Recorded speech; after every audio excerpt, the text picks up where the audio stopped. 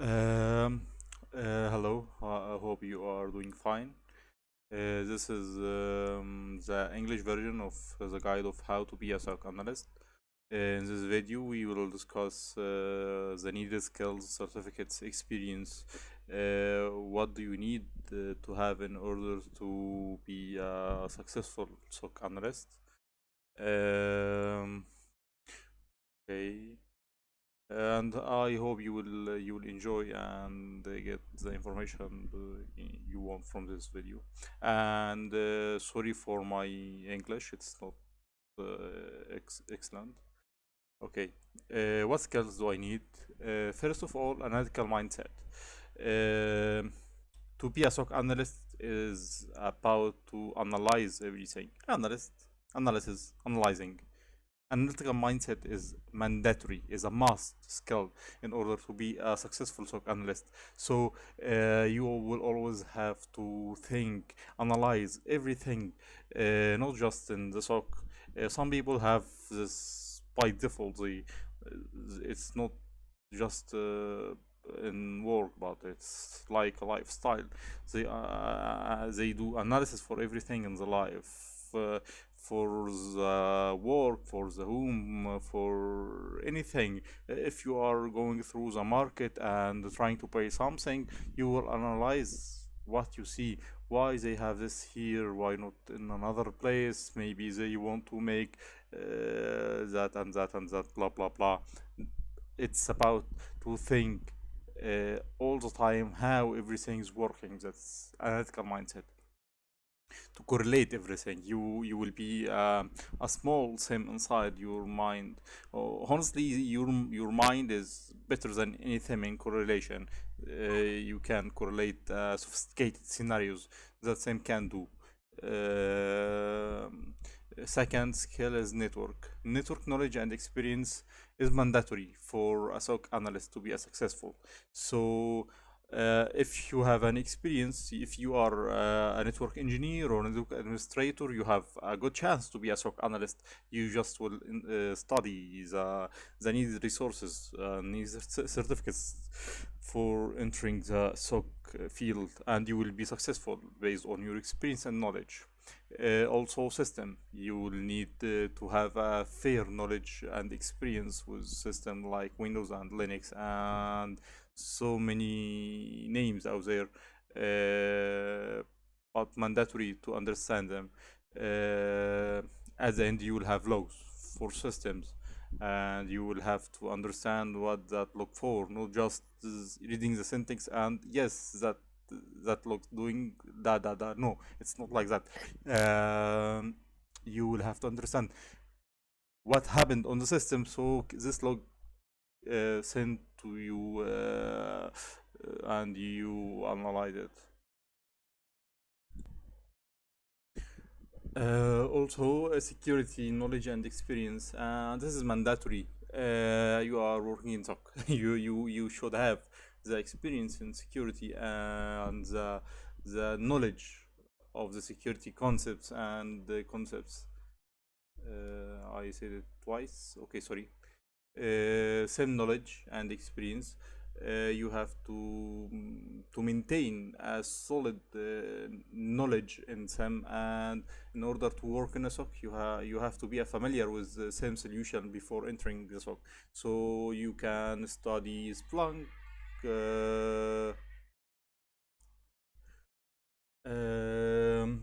ArcSight, so many SAM solutions in the market. One of them, or some of them, like Splunk and Curador, are very easy to learn and work with because they offer a free trials. For Curador, there is a Curador Community Edition. You have a full Curador all-in-one box with a limited license. You will work and do anything you want with it. Splunk, you can download it and use full features. Limited for the throughput, the quota. It's 500 megabyte per day, but you will do anything with it. So you don't have problem with that. You have to train your hand for same solution. Ethical hacking, and yes, I didn't fix this from the Arabic version. It's still uh, written wrong. So ethical hacking knowledge and experience is mandatory.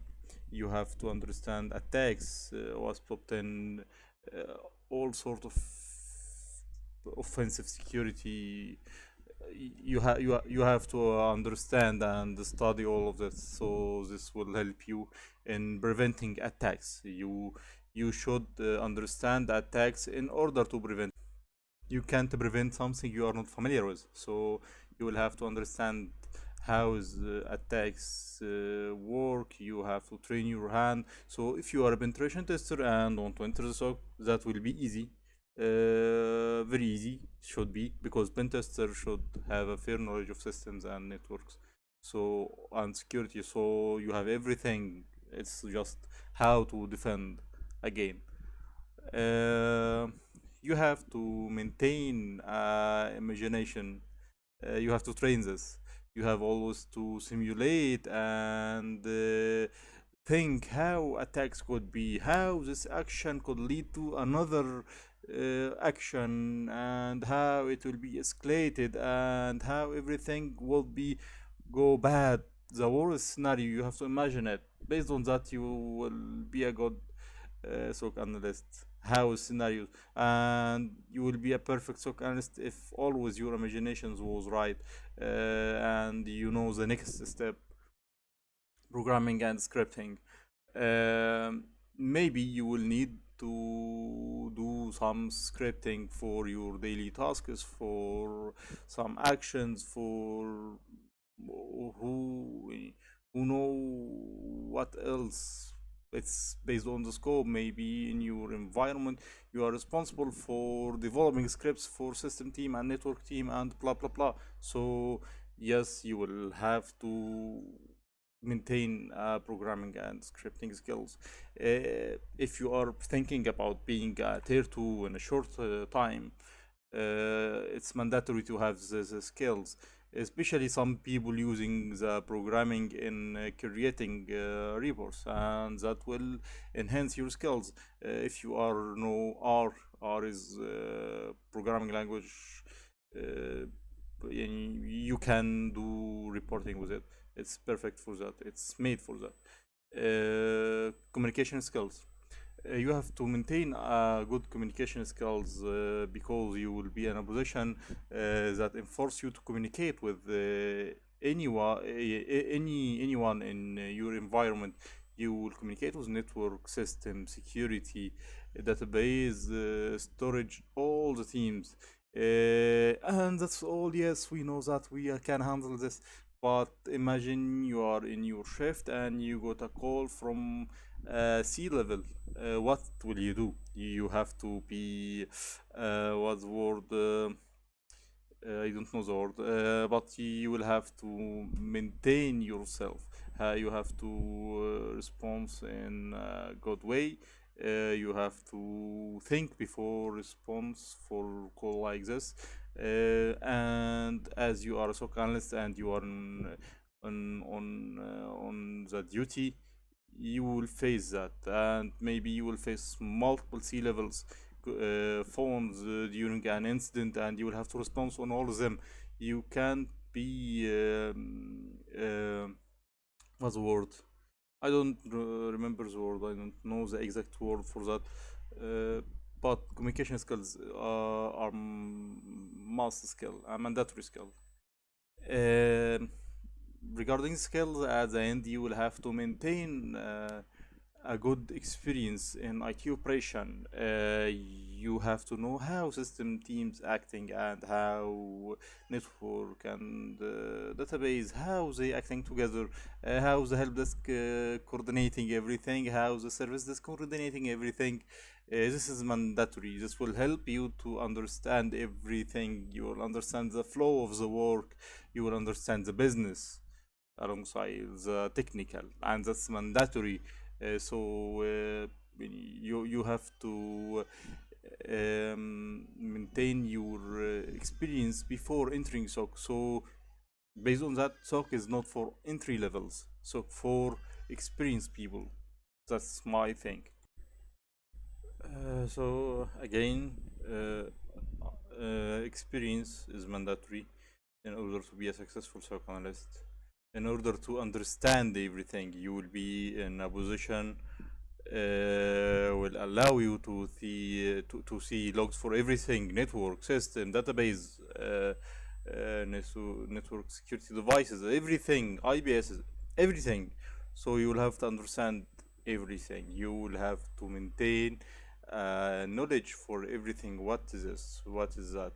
In order to understand correctly what you are in order to operate correctly. Again, that's my opinion, and it's based on my experience.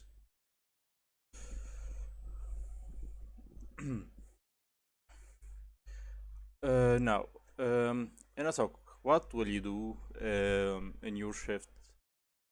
Uh, as a tier one, it's monitoring. It's all about monitoring for tier one SOC analyst. You will have to maintain. You will have to maintain or prepare yourself for that. Monitoring is not an easy task. It's boring, very boring. You will have to understand that before entering SOC. But this is part of your work. Um, be prepared for that. Okay. Uh, Investigation. Some people will love monitoring, but most are not. Investigation. Investigation is what will make monitoring a kind of fun. So during your monitoring, you will investigate the logs you see, not based on alerts or offenses. No, no. Logs. You will have a lot of logs to go through and dashboards. Investigating this light investigation, not based on an alert. You will have some fun that will kill the. This will kill the time, so you will end your shift faster by this, making your time fun. Investigation is a core part of your work as a SOC analyst. You will always get an alerts and notifications from other teams, from your SIM solution, from a security solution. You will have to handle this. You will have to focus and always maintain a process for investigation, so you will not lose the time. First of all, where should I go? What will I do? It's based on your experience and also based on your preferences. Each SOC analyst have his way in handling the incident, or in not handling the incident because it's static or standard process. It's investigation, his own way in investigation. Maybe you will take someone else way, but you can create your investigation. What tools you will use, what will you write. You will document each step you are doing, or you will document all at the end. It's depend what you like, what you love to do.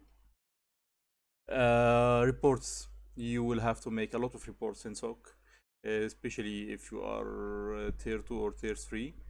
But tier 1 will be a less reports. It's more for monitoring and investigation. And you will have some light reports to make and tune.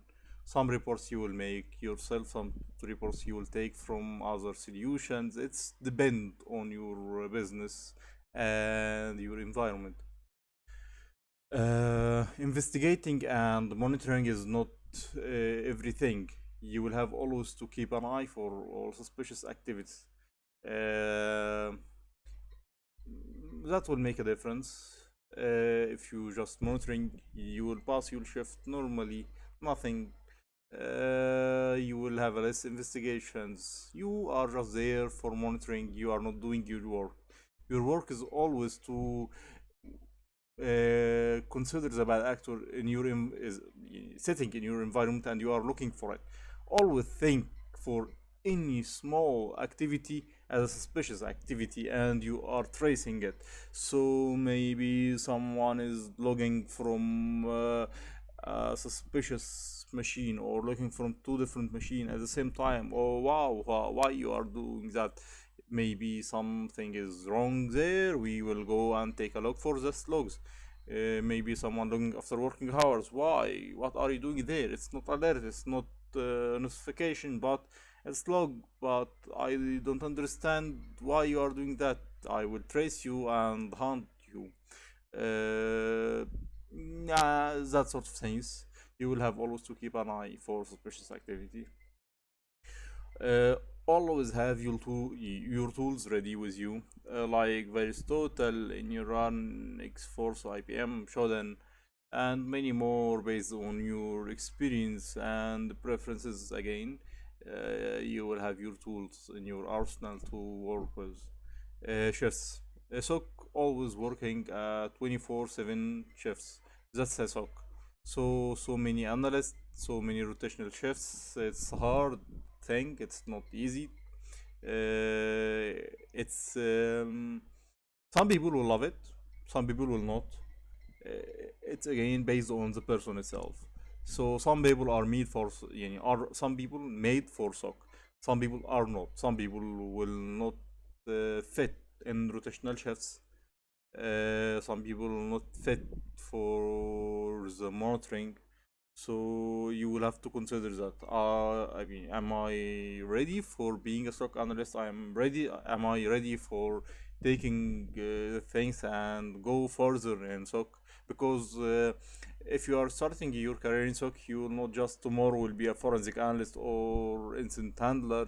That it's not. It's good, but it's not that easy. You will have to go through everything. You will have to go through the boring monitoring and over investigating same things.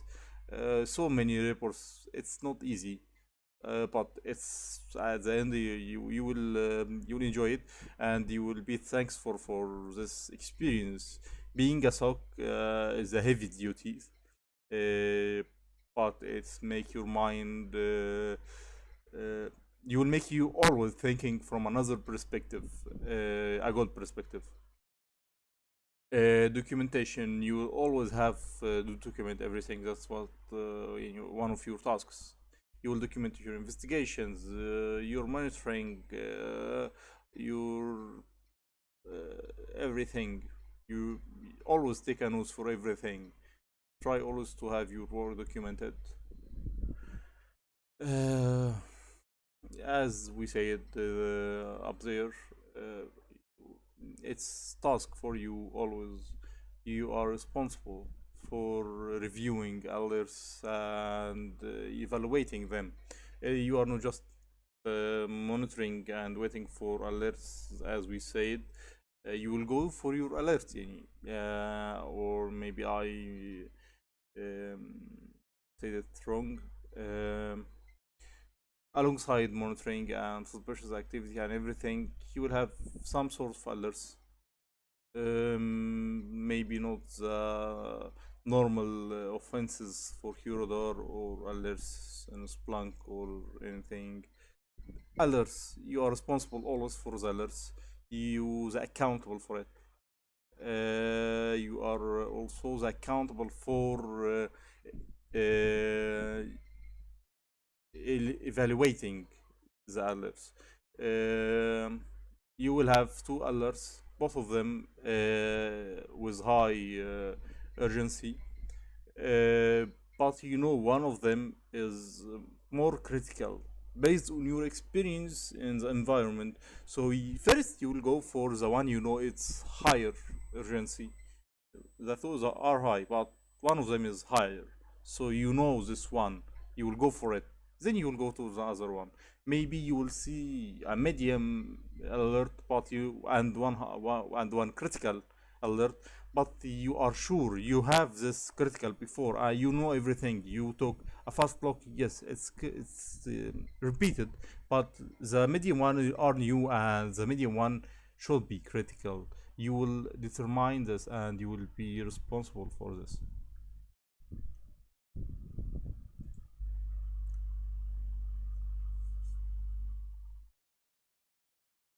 And for the certificates, as a SOC, what certificates do you need? Uh, Qualifications first, then certificates. Certificates endorse your qualifications. So please don't go take dump and take a certificate and go for interview. You will fail. If you are in a good interview, you will fail because qualifications is everything. Certificates endorsing them. So we need certificates alongside qualifications, both of them.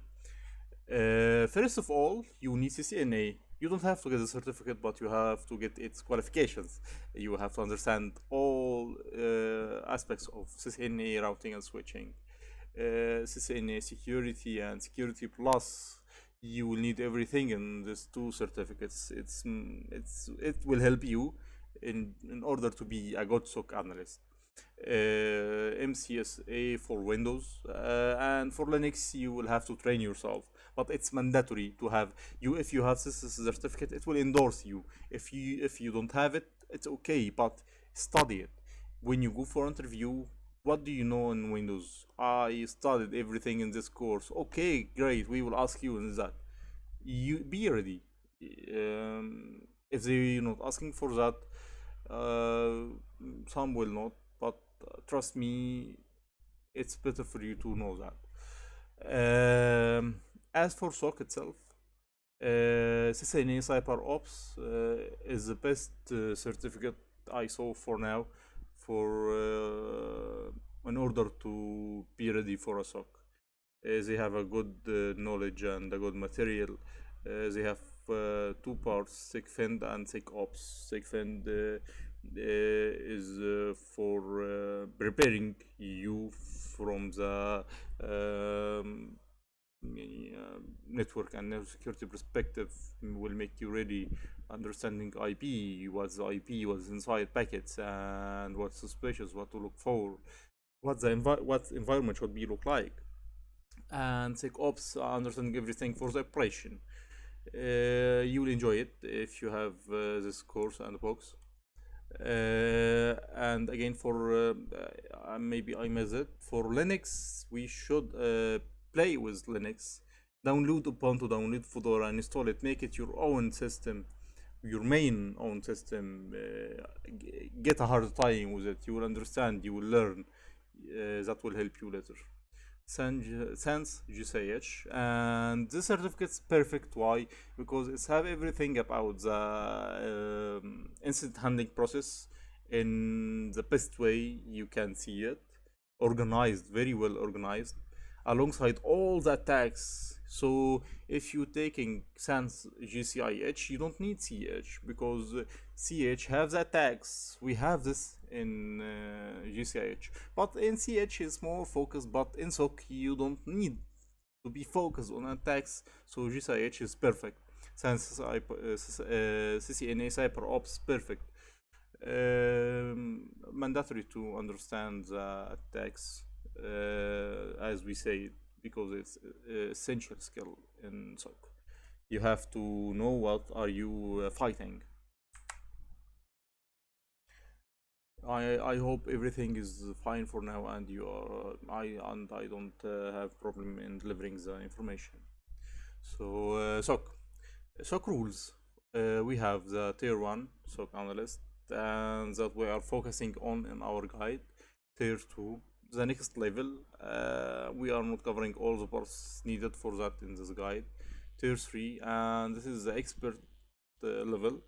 This will be focused on area in a specific areas. So tier 3 SOC analyst, you will have one for threat hunting, another one for threat intelligence, another one for forensics, maybe multiple for forensics, maybe some for incident response, etc. The difference between tier 1 and tier 2, most of the time is the same tasks, but with different percentage, more investigations, more focused investigations, less monitoring, more reporting, blah blah blah, and that sort of things. SOC admin, SIM admin. We need someone for administrating the same solution. This will be his main task. Tuning rules, creating new rules, making blah blah blah, and a lot of things. And the SOC manager, and always we have only one SOC manager. Two SOC managers, the pod will drone or will be okay. Never mind.